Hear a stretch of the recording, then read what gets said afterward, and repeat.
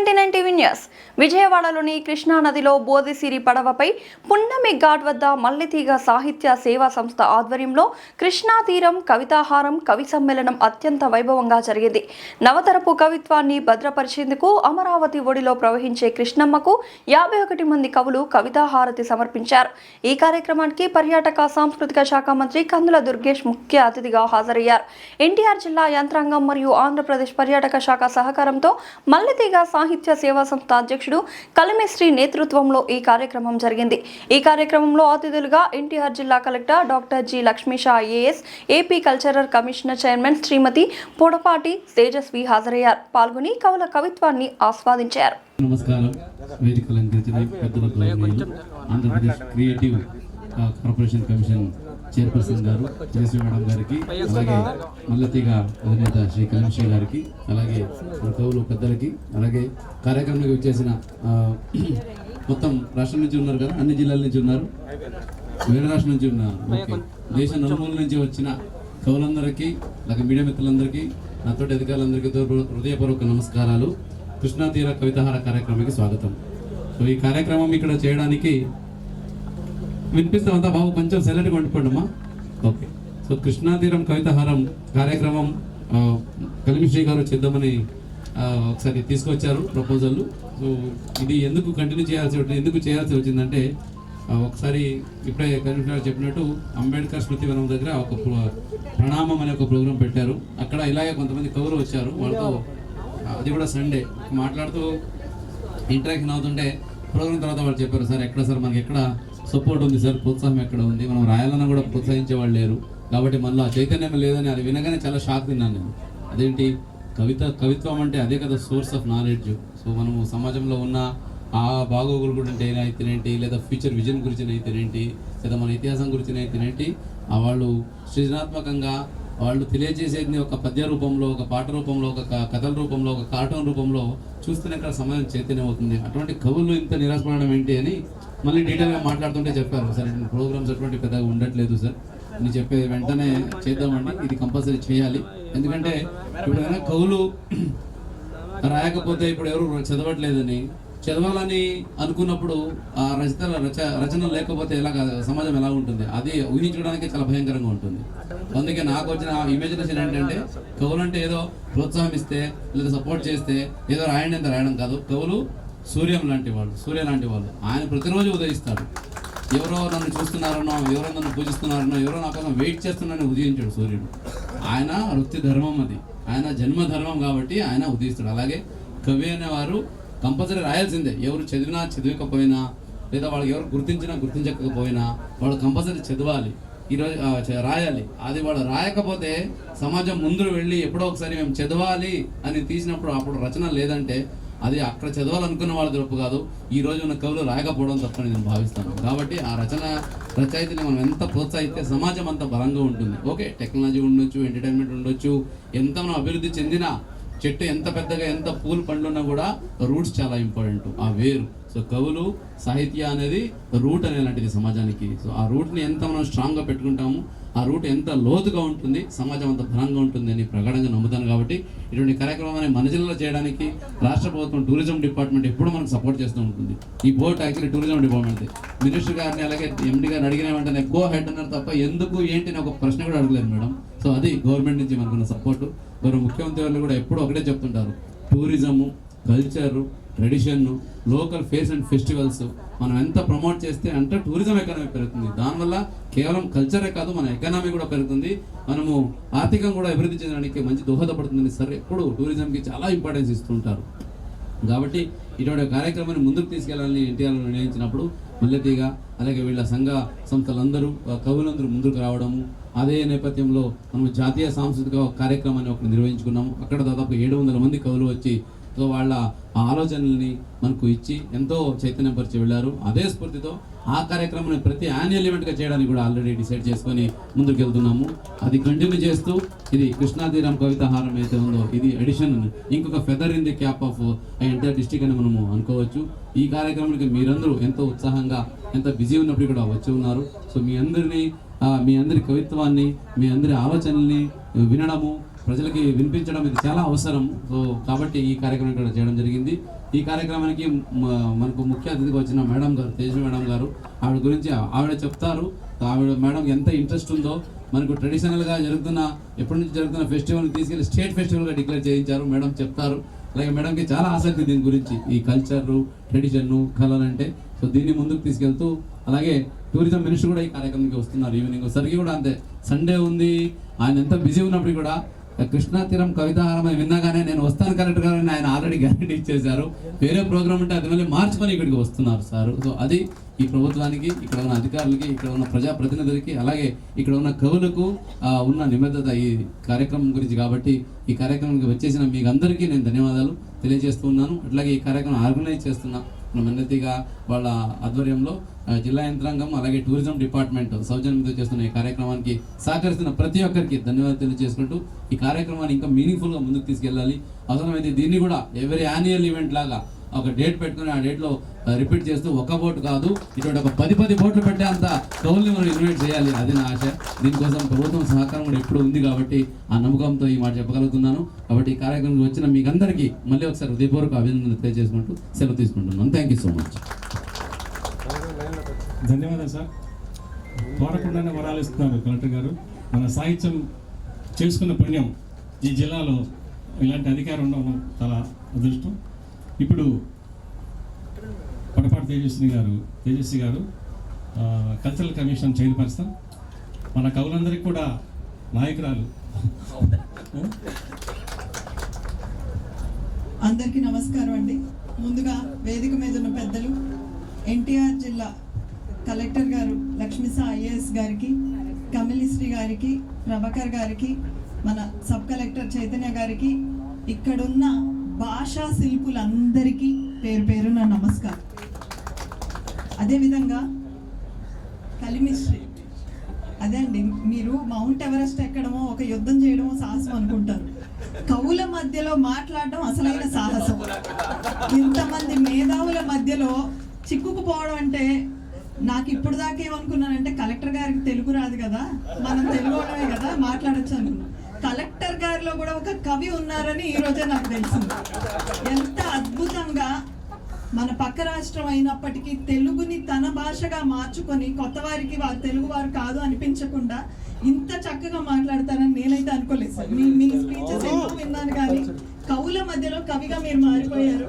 కాబట్టి మీ మధ్యలో మాట్లాడడం సాహసం అయినప్పటికీ నా ఉద్దేశం ప్రకారం ఒక జాతి బ్రతకాలంటే భాష బ్రతకాలి, సమాజం బ్రతకాలంటే సాహిత్యం బ్రతకాలి. చరిత్ర అనేది రాజుల శాసనాల నుండి కాదు, కవుల పద్యాల నుండి తెలుసుకున్న చరిత్ర మనది. అంత ముఖ్యం మనకి కవులన్నా, మన చరిత్రని, మన భాషని, మన మూలాలని. ఆర్టిఫిషియల్ ఇంటెలిజెన్స్లు ఎన్ని వచ్చినా కూడా, టెక్నాలజీ ఎంత మారినా కూడా మనమందరం మళ్ళీ ఇంటికి వచ్చి అన్నం తినాల్సిందే, టెక్నాలజీని తినలేము. అలాగ మన మూలాలకి ముడిపెట్టే ఒకటి, మన మనసులో ఉన్న ఉద్వేగాన్ని కానివ్వండి, భాషను కానివ్వండి, అందమైన రీతిలో తెలియజేసేదే కవిత్వం. అటువంటి గొప్ప కవిత్వాన్ని ఈరోజు కృష్ణా నది పైన ప్రవహించేలాగా, కృష్ణా నదికి అసలైన హారతి ఇచ్చే విధంగా మీరు చేస్తున్న ఈ ప్రయత్నం నిజంగా అభినందనీయమండి. అదేవిధంగా నది భూమిని సస్యశ్యామలం చేస్తుందంటారు. కవులు మనుషుల మనసుల్ని సస్యశ్యామలం చేస్తారు అనడంలో ఏమాత్రం సందేహం లేదు అని తెలియజేస్తూ, మీ సాహిత్యం ఈరోజు ఉన్న తరానికి ఎంతో అవసరం అండి. ఎందుకంటే ఈరోజు మనం చూస్తున్నాం, పిల్లలకి సినిమా డైలాగులు చెప్పమంటే ఇంత చిన్న పిల్లలు కూడా అద్భుతంగా చెప్తారు. ఇంత పెద్ద డైలాగ్ అయినా కూడా ఒక్క నిమిషంలో చెప్తారు. మనకున్న గొప్ప సంపద ఏంటి అంటే పెద్ద బాల శిక్ష. తెలుగు వారికి మాత్రమే ఉన్న, ప్రతి ఇంట్లో ఉండేదండి. ఒకప్పుడు ఆవకాయ పచ్చడి ఇంట్లో ఎలా ఉండేదో, పెద్ద బాల శిక్ష లేని ఇల్లు ఉండేది కాదు. ఈరోజు ఐప్యాడ్ లేని ఇల్లు లేదు, ఫోన్ లేని ఇల్లు లేదు, కానీ పెద్ద బాల శిక్ష అంటే ఏంటి అని అడిగే పరిస్థితి. వేమన సుమతి శతకాల నుంచి నేర్చుకుంటే జీవితంలో ఇంకా ఎక్కడ యూట్యూబ్ వీడియోలు అక్కర్లేదు, మోటివేషనల్ స్పీచ్లు అక్కర్లేదు. వేమన సుమతి శతకాలు కనుక మనం చదివితే అంతకు మించిన విజ్ఞానాన్ని మనం ప్రపంచం అంతా తిరిగినా కూడా తెలుసుకోలేము. ఈ రోజు ఆ పద్యాలు చదివే పరిస్థితిలో మన పిల్లలు ఉన్నారా అన్నది ప్రతి ఒక్కరం ఆలోచించుకోవాలి. అంతకు మించిన దౌర్భాగ్యం ఏంటంటే, తెలుగుని అనేక స్కూళ్ళల్లో ఆప్షనల్ లాంగ్వేజ్ కింద మనం చూస్తున్నాం. ఇంకా మన పిల్లలకి సాహిత్యం గురించి పక్కన పెట్టండి, భాష గురించి తెలియజేయడం కూడా చాలా కరువైపోతుంది. ఈ రోజు మీరు చేస్తున్న ఈ అద్భుతమైన ప్రయత్నం ఏదైతే ఉందో ఖచ్చితంగా విజయవంతం అవుతుంది. ఎందుకంటే మన కలెక్టర్ గారు కేవలం ఆర్డర్లు వేసే అధికారులను చూసుంటారు, కానీ మన మూలాలను గౌరవించే అధికారులు ఎవరైనా ఉన్నారు అంటే అది ఖచ్చితంగా లక్ష్మీ సార్ గారనే చెప్పగలరు. ఎందుకంటే అడ్మినిస్ట్రేషన్ మాత్రమే చూసుకుంటారు అధికారులు సామాన్యంగా, కానీ నేను కలెక్టర్ గారిని అనేక సందర్భాల్లో నేను చూశాను. సంస్కృతిని, సాంప్రదాయాలని, విలువలని, కళలని గౌరవించే ఒక వ్యక్తి లక్ష్మీసాగర్ గారి అండంలో అతిశయోక్తి లేదు. ఎందుకంటే ఈరోజు మీరు చూస్తున్నారు మనకి కొండపల్లి బొమ్మలు అనేవి తరతరాలుగా వస్తున్న సంపద. దానికి ఎంతోమంది కలెక్టర్లు మారారు, ఎంతోమంది అధికారులు మారారు, కానీ ఏ ఒక్కరు అక్కడికి వెళ్ళి శ్రద్ధ తీసుకొని ఒక ఎక్స్పీరియన్స్ సెంటర్ని కూడా క్రియేట్ చేసి అక్కడ ఉన్న కళాకారులందరికీ జీవనోపాధిని ఇంప్రూవ్ చేయడానికి అనేక రీతుల్లో ప్రయత్నిస్తున్నారు. తెలిసి డిజిటలైజ్ కూడా చేసి QR కోడ్స్ కూడా పెట్టి అసలు ఈ రోజుకి తగ్గట్టుగా ఆ బొమ్మలను కానివ్వండి, ఆ కళాకారుల కళని కానివ్వండి ప్రపంచానికి పరిచయం చేసే ప్రయత్నం చేస్తున్న వ్యక్తి కూడా మన కలెక్టర్ గారు. కాబట్టి మీరు ఇలాంటి వేదికల్ని అనేకం కల్పించాలి సార్.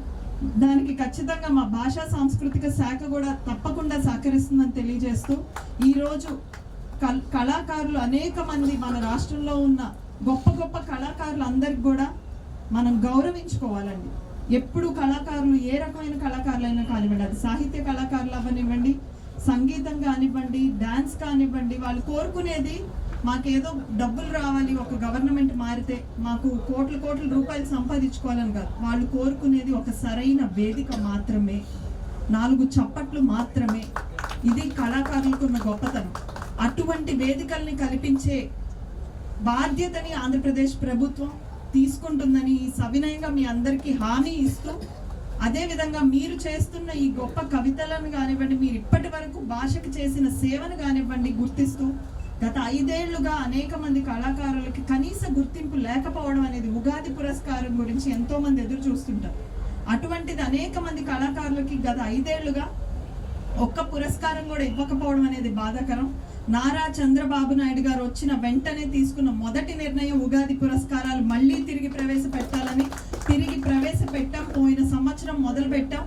ఈ సంవత్సరం ముఖ్యంగా ఇప్పటి వరకు వచ్చిన వాళ్ళకి కాకుండా కొత్త వారిని ఎక్కడున్నా ఏ మూలనున్నా కూడా తీసుకొని వచ్చి వాళ్ళకి టాలెంట్ ఉంటే వాళ్ళందరికీ ఉగాది పురస్కారాలు ఇప్పించే ప్రయత్నాన్ని సాంస్కృతిక శాఖ తీసుకుంటుందని మీ అందరికీ తెలియజేస్తూ, మీ అందరికీ గుర్తింపు లభిస్తుంది అన్న హామీని కూడా మీ అందరికీ ఇస్తూ, నేను మీ అందరినీ కోరుకునేది ఒకటే, కలెక్టర్ గారు చెప్పినట్టుగా ఈసారి 10 పడవలు కాదు సార్, 51 మంది ఉన్నారు. 51 పడవలకి వీళ్ళందరూ ప్రాతినిధ్యం వహిస్తారు అన్న నమ్మకంతో ఇది మీరు ముందుకు తీసుకెళ్ళాలి.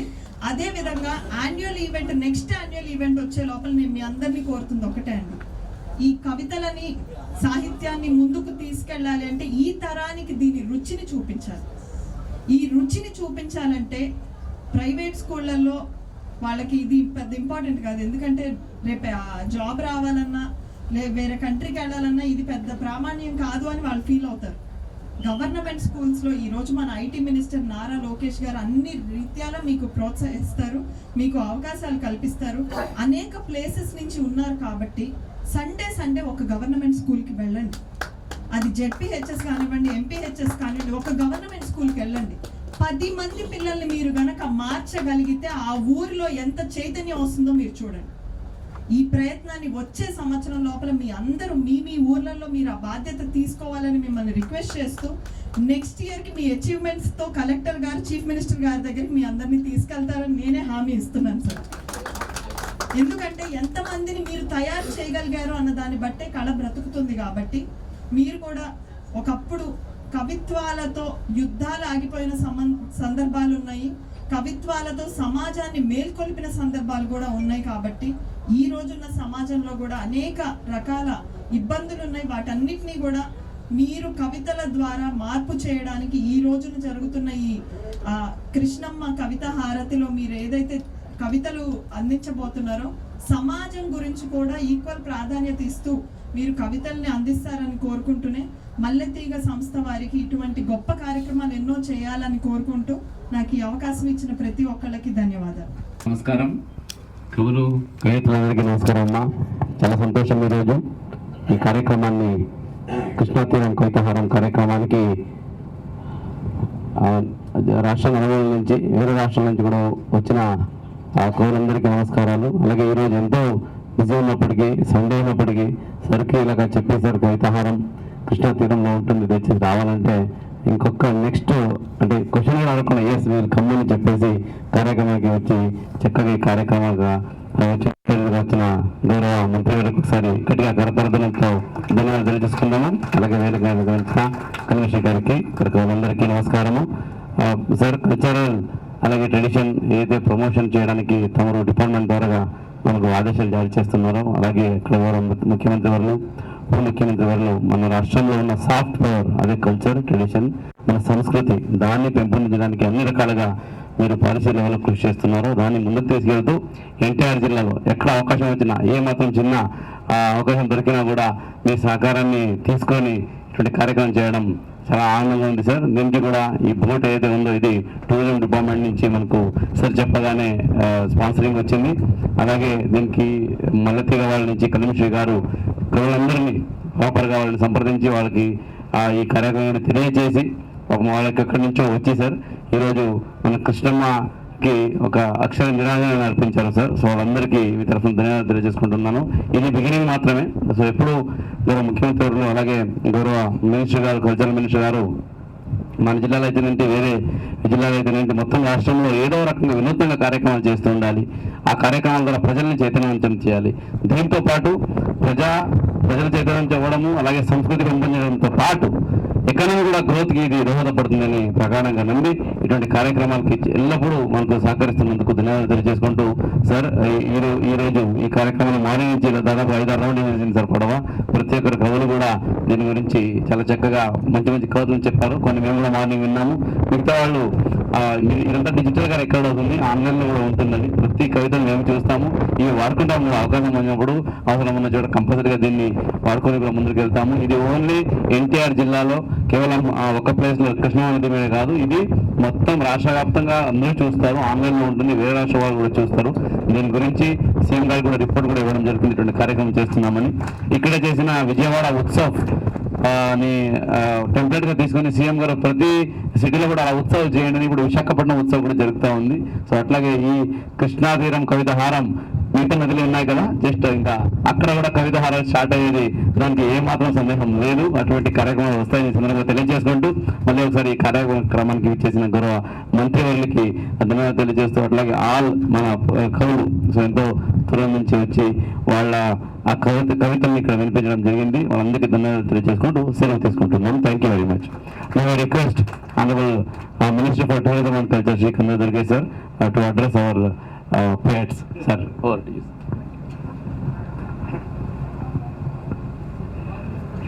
ఒక మంచి కార్యక్రమానికి రూపకల్పన చేసి ఆ కార్యక్రమం అద్భుతంగా సాగడానికి ఆచరణ పెట్టడానికి ప్రత్యేకమైనటువంటి కృషి చేసినటువంటి కలెక్టర్ లక్ష్మీ షా గారికి మనందరి తరఫున కూడా ప్రత్యేకమైనటువంటి అభినందనలు తెలియజేస్తున్నాను.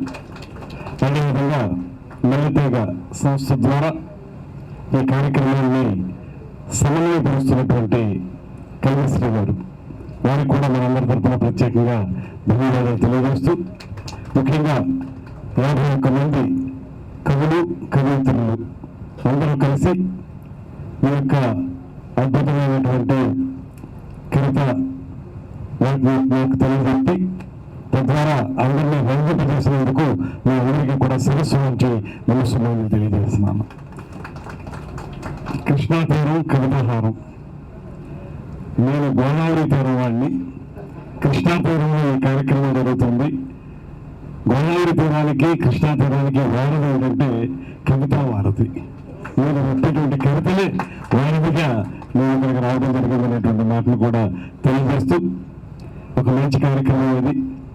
మీ అందరికీ తెలుసు, ఎందుకు కమిషనర్ గారు చెప్పినట్లుగా అదేవిధంగా నెల్లూరు నుంచి వచ్చినటువంటి మిత్రులు చెప్పినట్లుగా కొన్ని కార్యక్రమాలు ఇంకా చేయాల్సి ఉంది. కాకపోతే 2019 జరగాలని అనుకున్నటువంటి సమయంలో రాష్ట్రంలో ఉన్నటువంటి కళలకు కానీ పర్యాటక రంగానికి కానీ సాంస్కృతిక రంగానికి కానీ ఏమాత్రం సహకారం లభించినటువంటి ఒక దుర్భరాన్ని మనం చూసాం. అయితే ఇవాళ మళ్ళీ ఈ కూటమి ప్రభుత్వం అధికారంలోకి వచ్చిన తర్వాత వరుసగా మనం పురస్కారాలు ఇచ్చేటువంటి కార్యక్రమం, ఉగాది పురస్కారాలు కానివ్వండి, అదేవిధంగా కందుకూరు పురస్కారాలు కానివ్వండి, ఇవన్నీ చేయడం, రాబోయే రోజుల్లో నందిగంట ఉత్సవాలు కానీ వేరే అవార్డులు కానీ వీటిని కూడా చేపడతాం. దాంతోపాటు మనం ఒక పక్కన సంక్షేమాన్ని అభివృద్ధిని చేపడుతూనే ఇంకొక పక్క రాష్ట్రంలో ఉన్నటువంటి వివిధ ప్రాంతాల్లో ఉన్నటువంటి అక్కడ యాస, ఆ భాష, వాటన్నిటికీ సంబంధించి కొన్ని ఉత్సవాలు చేసుకోవడం ద్వారా ప్రజలందరినీ అందులో మమేకం చేసి తద్వారా ఒక ఉత్సవ వాతావరణాన్ని తీసుకురావాలనేటువంటి ఆలోచనతో ఇరవై దసరా ఉత్సవాలు కరెక్ట్గా నేతృత్వంలో, అదేవిధంగా ఆవకాయ అమరావతి, గండికోట ఉత్సవాలు, ఫ్లెమింగో ఫెస్టివల్, అదేవిధంగా ఎప్పటి నుంచో ఉన్నటువంటి జగ్గలతోట ప్రభుత్వానికి రాష్ట్ర పండుగ గుర్తించి తూర్పుగోదావరి జిల్లాలో వచ్చేయడం, ఈ మధ్యకాలంలో వైజాగ్లో విశాఖ ఉత్సవం పేరుతోటి అరకువేలి, అనకాపల్లి విశాఖ ఉత్సవాలు నిర్వహించడం, ఇలాగా రాష్ట్రంలో ఉన్నటువంటి అనేక మందికి స్థానిక కళాకారులకి, స్థానిక రచయితలకి అందరికీ అవకాశం కల్పించి తద్వారా కొన్ని కార్యక్రమాలను ముందుకు తీసుకురావాలనేటువంటి ఆలోచనతో ముఖ్యమంత్రి గారు, ఉప ముఖ్యమంత్రి గారి నేతృత్వంలో మేము ఈ కార్యక్రమాలను ముందుకు తీసుకెళ్తూ ఉన్నాం. ఏవైతే మీకు చెప్పామో అవన్నీ కూడా కొంత సమయం తీసుకున్నప్పటికీ కూడా తప్పనిసరిగా వాటిని అమలు చేస్తామనేటువంటి వాటిని తెలియజేస్తూ తిక్కన గారి యొక్క విగ్రహం విషయంలో కూడా పూర్తి స్థాయిలో మేము ముఖ్యమంత్రి గారితో మాట్లాడి ఇప్పటికే ఒక దఫా చర్చలు జరిగింది, రెండోసారి కూడా మాట్లాడి దాన్ని అక్కడ నిలబెట్టే విధంగా మనందరం తలెత్తుకునే విధంగా చేద్దామనేటువంటి మాటను కూడా తప్పనిసరిగా తెలియజేస్తూ, ముఖ్యమైనటువంటి విషయం నాకు ఇక్కడికి వచ్చిన తర్వాత ఈ గోదావరి కృష్ణా తీరంలో ఈ మా టూరిజం బోర్డులో కూర్చుని ఇలా వెళుతూ మీరందరూ మీ కవితలు చెప్పడం విన్నప్పుడు నాకు ఒక విషయం జ్ఞాపకం వచ్చింది. చాలా కాలం క్రితం మీ అందరికీ తెలిసిన వ్యక్తే మునుపూడి వెంకటరమణ గారు. మునుపూడి వెంకటరమణ గారు ఒక అద్భుతమైనటువంటి రచయిత. ఆయన చేసిన సమకాలీన సమాజం మీద ఆయన చూపించిన ప్రత్యేకమైన ముద్ర ఎవరు చూపించలేదని అనుకోవచ్చు. మునుపూడి వెంకటరమణ గారు ఏ సినిమాకి స్క్రిప్ట్ రాయాలన్నా కూడా ఆయన ఏం చేసేవారంటే రాజమండ్రి వచ్చేవారు. ముందు రాజమండ్రిలో సుందరం మాస్టర్ అని వంట మాస్టర్ ఉండేవారు. ఆయన హైలైట్ చేసుకుని ఇలాంటి ఒక బోట్ తీసుకుని బేరిపట్నం, రాజమండ్రి దగ్గర బేరిపట్నం దగ్గర పడవెక్కి ఈ బోట్ ఎక్కి ఇలాంటిది అక్కడి నుంచి సాయంత్రం చీకటి పడి తిరిగి వచ్చే వరకు ఎంత దూరం వెళ్తే అంత దూరం అలాగా ఆ బోట్ వెళ్ళేది. అది మీద కూర్చొనైనా మధ్య మధ్యలో తినడానికి అది కింద వంట చేస్తూ ఉండేవారు. పైకి వచ్చి తింటూ ఆయన సాయంత్రానికి ఎంతవరకు స్క్రిప్ట్ కంప్లీట్ చేయగలిగితే అంతవరకు చేసుకుని వెనక్కి వచ్చేవారు. నైట్ పడుకుని మళ్ళీ పొద్దున్నే లేచి అదేవిధంగా వెళ్ళి ఆ స్క్రిప్ట్ కంప్లీట్ అయ్యే వరకు కూడా ఆయన నీటి మీద తేలియాడారు తప్పితే భూమి మీద ఎప్పుడు లేరు. ఆ స్క్రిప్ట్ పూర్తి చేయడానికి ఆయన దాన్ని ఒక ఉత్తేజంగా తీసుకున్నారు, దాన్ని ఒక ఉత్పాదకంగా తీసుకున్నారు. ఈ వాటర్లో వెళ్ళటం ద్వారా మన వికాసం బాగా జరుగుతుంది అనేటువంటి ఆలోచన ఆయనకు ఉంది.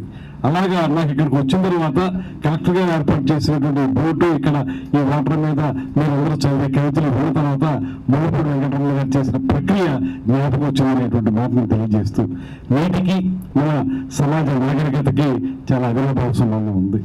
దాంతోపాటు మీరు చెప్పేటువంటి కవితలు నాకు అనిపించింది ఏంటంటే మీరు కొంత ముందే రాసుకుని వచ్చినా అవి ఇక్కడ చదివేటప్పుడు ఈ నీటి మీద చెప్పినప్పుడు ఇంకొంచెం ఇంప్రూవైజ్ అయిందేమో అని కూడా నాకు ఒక ఆలోచన అనిపించింది. ఎందువల్లంటే ఇక్కడ చిన్నప్పుడు వచ్చేటువంటి ఆలోచనలు కానీ ఆ భావజాలం కానీ వేరేగా ఉంటుంది. తప్పనిసరిగా ఇక్కడికి వచ్చిన తర్వాత కనీసం ప్రతి ఒక్కరు కూడా ఒక్క లైన్ అయినా సరే కొంచెం ఇంప్రూవైజ్ చేసి ఉంటాను అనేటువంటి మాటని నేను మనసులో అనుకుంటున్నాను. ఏదైనప్పటికీ కూడా ఇది ఒక మంచి కార్యక్రమం. దీన్ని విస్తృతపరచాల్సినటువంటి అవసరం కూడా ఉంది. కేవలం ఇక్కడికి ఏ మాత్రం పరిమితం కాకుండా ఇందాక కలెక్టర్ గారు చెప్పినట్లుగా మనకి గోదావరి తీరం ఉంది, పెన్నా తీరం ఉంది. అక్కడ కూడా ఉన్నటువంటి కవులందరినీ కూడా పూర్తి స్థాయిలో ఇన్వాల్వ్ చేసి వారితో కూడా ఇలాంటి కార్యక్రమాలు చేపట్టడం ద్వారా కవులు కానీ కళాకారులు కానీ కోరుకునేది ఏంటండి ఒకే ఒకటి చప్పట్లు. బాగుందనేటువంటి ఒక మాట కోరుకుంటారు అంతే తప్పితే పెద్ద పెద్ద కోరికలు మాకు పెద్ద బంగ్లా కావాలి లేకపోతే BMW కారు కావాలని ఏ కవులు కూడా కోరుకోరు. సాధారణంగా కళాకారుడి మనస్తత్వం చాలా సున్నితంగా ఉంటుంది. కళాకారుడు కవులు కోరుకునేది తాను చేసినటువంటి ప్రదర్శన కానీ తాను రాసినటువంటి కవిత కానీ బాగుంది అని 10 మంది చెప్తే ఏనుగులు బలం వస్తుంది కవికి కానీ రచయితకి కానీ. అలాంటిది తప్పనిసరిగా ఇలాంటి కార్యక్రమాలు మనం కండక్ట్ చేయడం ద్వారా, వివిధ ప్రాంతాల్లో ఏర్పాటు చేయడం ద్వారా ఒక్కొక్క ప్రాంతంలో ఒక ప్రత్యేకత ఉంది. ఇందాక శ్రీకాకుళం నుంచి వచ్చిన వ్యక్తులు వారు చెప్పారు, ఆ యాసలో ఆయన ఒక కవిత రాసుకుని చెప్పారు. అలాగా అనంతపూర్లో ఒక రకమైన యాస ఉంటుంది, ఈ కోస్తా జిల్లాలో ఒక రకంగా ఉంటుంది. ఇవన్నిటినీ కూడా మనం 10 మందికి తెలిసేలాగా ఇప్పుడు ఏదైతే దీన్ని కంప్లీట్గా డిజిటలైజ్ చేస్తామనేటువంటి మాట కలెక్టర్ గారు చెప్పారు, దీన్ని వీడియో రూపంలో కూడా తీసుకొస్తారని. ఇవి బయటికి వెళ్ళిన తర్వాత కొత్తగా నిలతరం కూడా దీనికి ఆసక్తి చూపించే విధంగా ఇది తప్పనిసరిగా ఉపయోగపడుతుందని కూడా నేను మనస్ఫూర్తిగా నమ్ముతున్నాను.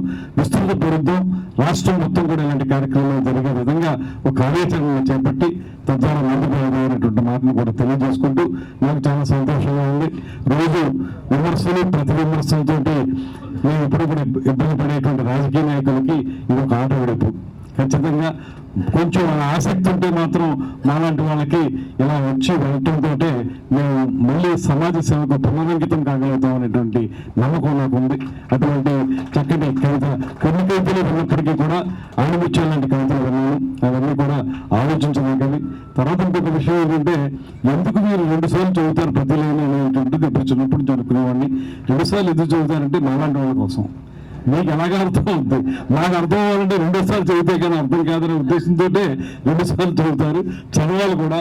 ఎందుకంటే మీకు ఉండేటువంటి ఆ భావ ప్రకటన ఏదైతే ఉంటుందో దాని పదాల అల్లిక కానీ, ఆ పదాల మధ్యలో ఉండేటువంటి భావ ప్రకటన కానీ, ఇది ఒక పట్టాలు మాకు అర్థం అవ్వాలంటే మేము కూడా రచయితలు కవులు అయి ఉండాలి. అలా కాని వాళ్ళందరికీ అర్థం కావడానికి 2 సార్లు చదువుతారు. మాలాంటి వాళ్ళం అవసరమైతే 3వ సారి కూడా చదవగలుగుతాం. ఏదైనప్పటికీ చక్కగా మంచి కార్యక్రమాన్ని ఏర్పాటు చేశారు. మీ అందరి సమక్షంలో నిలబడి ఈ 2 మాటలు మాట్లాడే అవకాశం కల్పించిన మీ అందరికీ కూడా ప్రత్యేకంగా ధన్యవాదాలు తెలియజేస్తాను.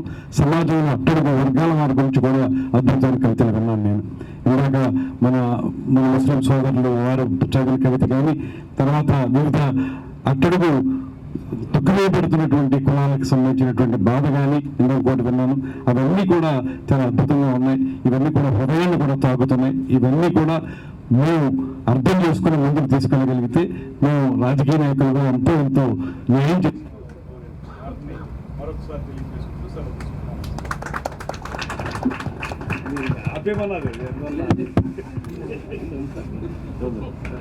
ఇక అంతకంటే చెప్పేది ఏమీ లేదు. ఈ మొత్తానికి ఈ కార్యక్రమాలను మాత్రం ఇది అంతం కాదు, ఆరంభం మాత్రమే అనేటువంటిది మాత్రం మనం ఖచ్చితంగా తీసుకోవాలి.